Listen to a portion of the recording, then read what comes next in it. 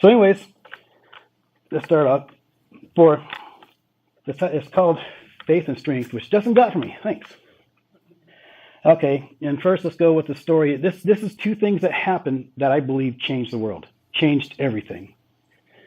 First is the story of Iryna Zarutska. Oh, look at that. I got half a page back there. So she was a 23-year-old refugee from Ukraine. In 2022, she and her family fled the war, hoping to find safety in a new life in America. She worked in a local pizzeria. She studied at the community college in North Carolina. She was learning English, rebuilding her life and hope for a future. But on August 22, 2025, while riding the light rail in Charlotte, she was attacked by a man she had never met. Without warning, he slit her throat with a knife. He was behind her and he just did it. She didn't even see him coming. And there was no reason for it. She just sat down, got on her phone, and was texting. If you've watched the video, it's horrific.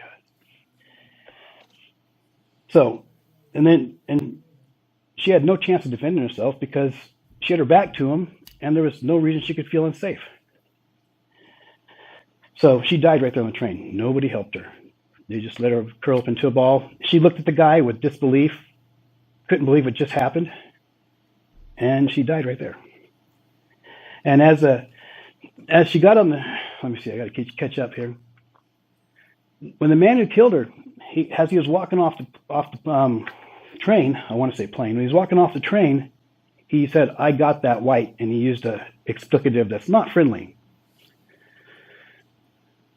So it was basically, and they're denying this, but it was a racial attack because he really pressed it. He got the white woman. So just because her skin was white? Yes. Now, the man who killed her had a long history of crime and severe mental illness. He should have never been free and on the streets, but the system failed. So she didn't die in a war zone. She died on the train. Her throat was slit, and people laughed. There was videos of people laughing. People laughed. They thought it was funny. This is not evil. This is evil emboldened. The video recorded the killer saying, "I got that white," and I left the word out, obviously, but not a positive slang word. And just days later, here's the big one. This one here is huge. Another voice was silenced. Charlie Kirk. Everybody's familiar with him, right? He was spent his whole life challenging ideas, not people. He didn't challenge people. He was gunned down while speaking at a university. Not in a war zone, not in a back alley, but in a place meant for dialogue, for debate, and for peace. That was his big thing. He wanted to peacefully talk to people. He did not want to argue with them, although he's really good at it. That man was probably the best debater ever. But there was another thing too, and we'll get into that now. So he was only 31 years old. He was a conservative activist, author, and founder of Turning Point USA. He was known for hosting campus debates and advocating conservative values. He was a Christian brother. He brought Christ to the youth of all the campus colleges, was unapologetically, talking to people about it. He didn't care what they thought. He told them, "What the best thing you can do is give your Lord to Jesus Christ." He said that at every time, and especially people challenged his faith. They challenged his views, and he always had a really good, like one guy asked him, "How can you be, how can you be for your country and be for God at the same time?" And he brought out Isaiah, pray for your country. He brought out a bunch of stuff about it, and he knew Bible quotes off the top of his head. I only know a few, and only at the right time, because my brain, when somebody asks me something about the Bible, sometimes my brain goes, "Oh, look, a lollipop off in the corner." I don't know. It just runs off and does its own thing. But he will always share the gospel of Christ at every campus. And so he was fatally shot on September 5th during a student-sponsored event in Utah Valley University in Orem, Utah. The attack occurred while he was hosting his Prove Me Wrong debate series, which he's really good at doing.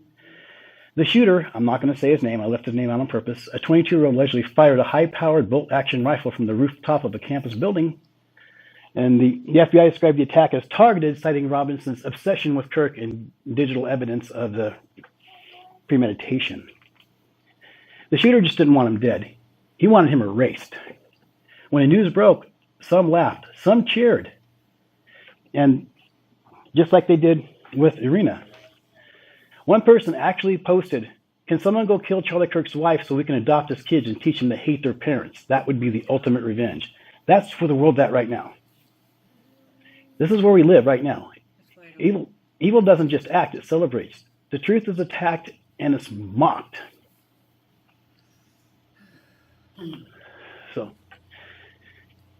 So this is not just a political tragedy. This is not just a racial attack. It's a spiritual gut punch. Kirk was a husband and father. And Zarutska was a young woman escaping the violence of war in her country. And their deaths have shaken many who feel the rising tide of violence against those who speak boldly. So I guess the question is, what do we do? We're Christians, right? So I've spent decades, I spent decades fighting evil, arresting it, confronting it, protecting people from it, literally hand-to-hand combat with aggressors, which Rosalie has seen a few times. But lately, I've seen something worse than evil itself. The people laughing at it, celebrating it.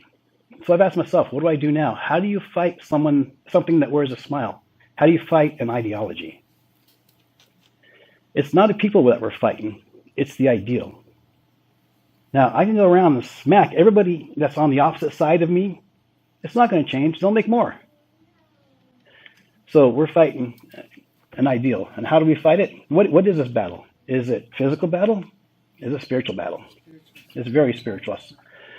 So I didn't do a whole lot on the full armor of God because I did a whole sermon on it, a few months ago.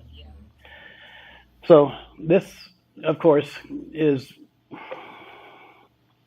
where is it? I didn't put the verse down. And I know it, but my brain just went blank. So, anyways, be strong in the Lord, strength and power. Put the whole armor of God so that you may be able to... Why isn't that in there? Anyways.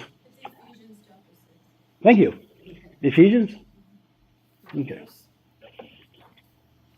There it is. 6:10 through 13. Thanks. It's in such small print on this. So put on the whole armor of God, which we've talked about, the belt, the breastplate, the sword, everything. I have the whole sermon on my YouTube channel, if you guys want to go back to it.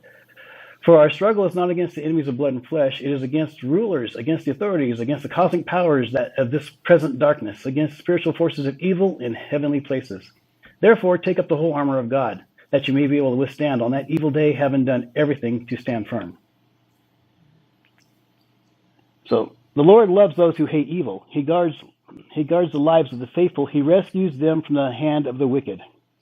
So do not repay anyone evil for evil, but take thought of what is noble in the sight of all.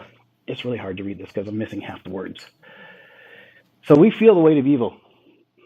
I mean, if we pay attention to the news, both sides, the world feels darker day by day. I mean, they blame different people. Both sides do, but the world is still getting darker day by day. There's violence, there's cruelty, there's the mockery of suffering, which to me, that's a new one. People didn't used to mock that. They used to have pity, sympathy. They don't have it anymore. Like David, we feel, "How long, O Lord?" That's in Psalm 13:1. Deep inside, we know this is not how God created the world to be.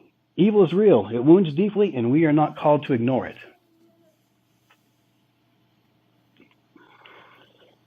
Evil is real. It's bold. But as for me, my feet had almost stumbled. My steps had nearly slipped, for I was envious of the arrogant.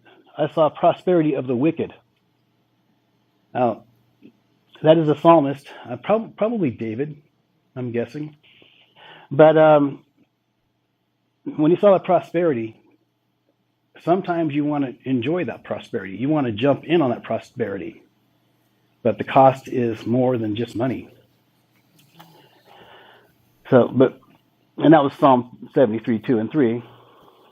So, but when I thought and I messed up on the bottom part, but when I thought how to understand this, it seemed to me a wearisome task. Until I went to the sanctuary of God, then I perceived their end. Now that's actually Psalm 73, 16 and 17, further down. I just didn't put 73 in there. See, the psalmist nearly lost his faith seeing the wicked prosper. So people not only do evil, but they approve of those who practice it. Romans. That was in Romans. That was back then. So, verse 32. God calls us to hate evil. So, you who love the Lord hate evil. Loving God and hating evil are inseparable. They're both one and the same. You can't love God and then say, oh yeah, evil's great. Let's go do evil. So, to love light, we must resist darkness. Do I not hate those who hate you, O Lord? And do I not loathe those who rise up against you? I hate them with perfect hatred. I count them my enemies. That's Psalm 139, 21 through 22. I hate them with perfect hatred. This isn't personal spite. It's aligning with God's justice. Evil destroys lives, mocks God, and enslaves people. God doesn't ask us to tolerate it. He calls us to oppose it. We spend a lot of time sitting on our hands because we don't know how to deal with it. We want to be godly, but we want to stop it. That is the question. So I got some verses on readiness and defense. So, I made that really small. Look at that. But now, if you have a purse, take it and also a bag. And if you don't have a sword, sell your cloak and buy one. That also, I got to add, this doesn't mean be naked with a weapon. So, Jesus wasn't promoting aggression. He was telling his disciples to be prepared in battle. The sword here symbolizes readiness, not starting fights. In Luke 22:38, his disciples said, "Look, Lord, we have 2 swords." And Jesus replied, "That is enough." Why just 2? Why is that enough? That is the next question. Why is that? Several scholars have different views, and I disagree with most of them because, I'm me. Lucky you get to hear mine. 2 swords is enough for self-defense. You can't go start a war with just 2 swords. If every disciple had a sword and they saw Jesus getting tortured, basically filleted and crucified, they would probably raised up against the Romans to try to save him.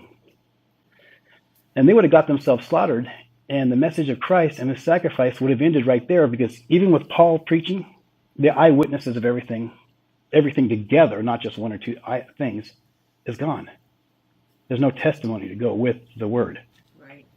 So Jesus knew that, so 2 swords were just enough. Now that's my theory. I'm sure someone else has one, and everybody's theory is better than everybody else's. That's kind of how it works. So and we're talking about Nehemiah, back when they knew they were going to get attacked and they were building a wall. Those who carried materials did their work with one hand and held a weapon with the other, and each of the builders wore his sword at his side as he worked. God's people built with tools in one hand and weapons in the other, prepared to defend themselves while doing God's work. They were on the verge of getting attacked, so they became prepared. Exodus 22:2. If a thief is caught breaking in at night and is struck a fatal blow, the defender is not guilty of bloodshed. God's law recognized the right of self-defense and defending one's home, and was not considered sinful, but justified protection. And then 144:1, praise be to the Lord my rock, who trains my hands for war and my fingers for battle. David acknowledges God as the one who equips him, but not for senseless violence, but for defense and protection. Ecclesiastes. And I was just told these guys last night that I've read Ecclesiastes. I've never just seen the word turn anywhere in there, so I think the songwriters were lying when they put that in there. So, a time of love and a time of hate, a time for war and a time of peace. Wisdom acknowledges there was a proper time for both peace and resistance. Psalm 82:3-4 said, defend the weak and the fatherless, uphold the cause for the poor and the oppressed, rescue the weak and needy, deliver them from the land of the wicked. We are supposed to protect people that need protection. We're not just supposed to stand by, get out our cameras, and video record them, which is now the thing. I got great video. Look at this guy. So, Proverbs 27:12. The prudent see danger and take refuge, but the simple keep going and pay the penalty. This verse affirms wisdom in preparation, not just cowardice, but discernment. Psalm 144:1. Praise be to the Lord my rock, who trains my hands in war and my fingers for the battle. David was not just a worshiper, he was a warrior, and he saw God's training as part of his calling. Turn the other cheek. This is the one where she had a really good version of it. I looked around and there's like 3 or 4 different versions of it. And I kind of threw them together and had this. In the Jewish culture, a backhanded slap to the right cheek was an insult, not an assault. It wasn't meant to hurt them physically. It was meant to insult them. It was about shaming someone, not killing them. So Jesus was teaching pacifism here, but he was teaching his followers not to return insult for insult, which I'm really good at doing. I enjoy that.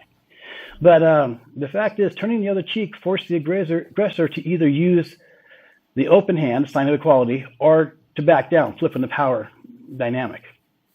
It wasn't about refusing self-defense. It was about refusing petty retaliation and responding with dignity. Is that close to what you said? Because yours was pretty, I kind of tried to make it match yours. Yeah. So, fighting evil is God's way. It doesn't mean we lie down and take whatever the world dishes out. Even Jesus told his disciples to carry a sword. Even Nehemiah's workers built with one hand and defended with the other. We don't go looking for fights, but be ready for them, because the fight isn't just physical, it's spiritual. God calls us to be both builders and warriors, people of peace who are not afraid to stand our ground. Which is really hard, because sometimes I want to go looking for the battle. Be prepared, not provocative. You're not seeking out violence, you're seeking readiness.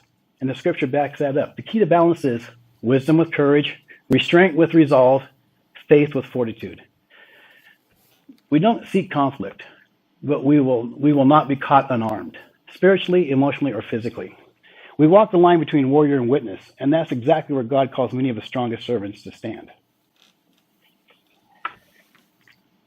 We don't fight an ideology with the world's weapons. This is a turning point.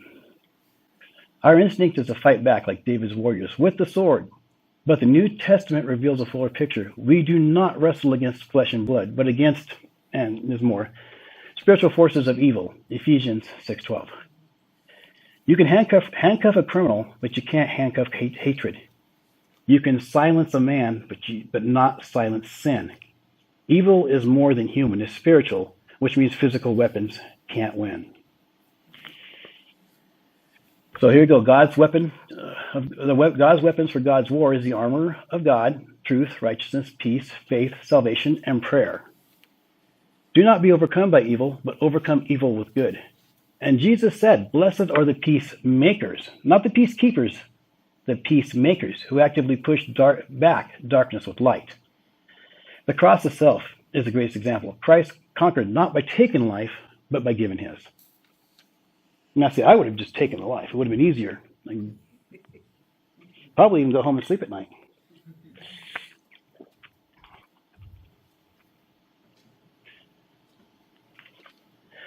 The call to restraint. Matthew 26:52. Live by the sword, die by the sword. This is not a ban on defense, but a warning against violence as a lifestyle. So Jesus doesn't say don't ever have a sword. In fact, earlier he told him in Luke 22:36 to carry one.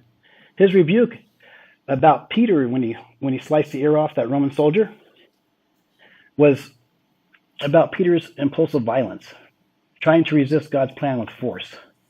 So when he said those who live by the sword, means those who trust violence as their way of life, not those who responsibly defend when necessary. Romans 12:19, vengeance belongs to God. Paul isn't saying that we can never defend ourselves. He's saying don't take matters into your own hands out of anger, hatred, or pride. God reserves vengeance for himself because only he can judge with perfect judgment. The balance is being prepared but not provoking. A spiritual battle. Evil isn't just in people. It's an ideal, a spirit of darkness. 2 Corinthians 10:3-4 says, weapons of our warfare are not carnal.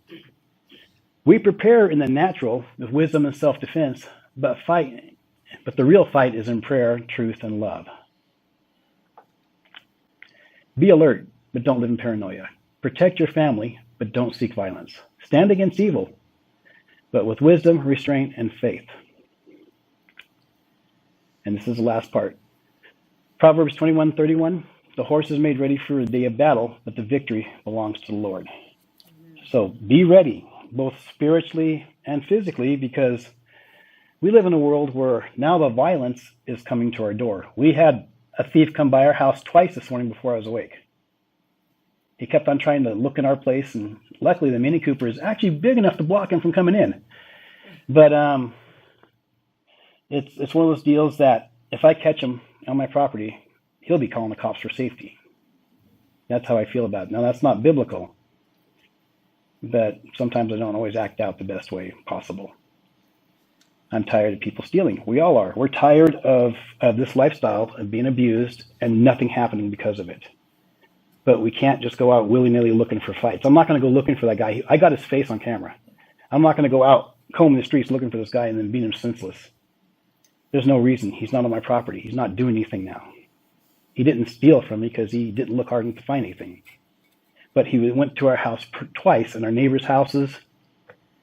So we called the police. Nothing will happen. That's how it works nowadays, because he actually has to be physically stealing something for them to do something. Trespassing isn't enough. So my word is, be ready for the battle. Be prepared. Someone comes to your door, protect yourself. Don't go out and don't go trying to avenge Charlie Kirk or Iryna. It's just not the way we are. We are not violent creatures that go out looking for damage. We wait for the damage to come to us, and then we take care of it.